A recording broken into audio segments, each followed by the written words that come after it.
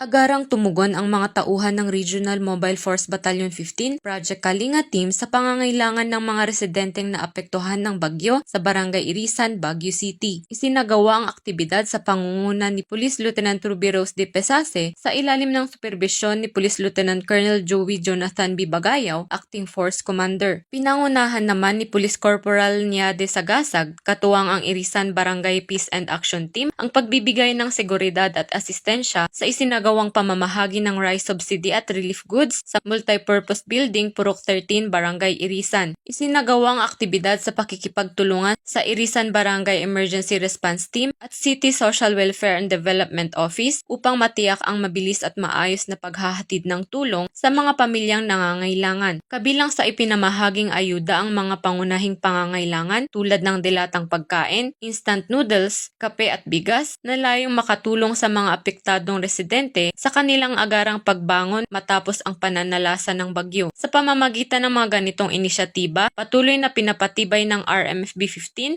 ang ugnayan nito sa mga katuwang na ahensya at mga komunidad. Higit sa seguridad, pinakikita rin ng mga kapulisan ang tunay na malasakit at pagkalinga sa mamamayan, lalo na sa panahon ng kalamidad at pangangailangan. Ang patuloy na pakikipag-ugnayan at pagtutulungan ng mga kapulisan, mga lokal na pamahalaan, katuwang na organisasyon at komunidad ay nagsisilbing mahalagang hakbang tungo sa mas ligtas, matatag at mapagkalingang pamayanan.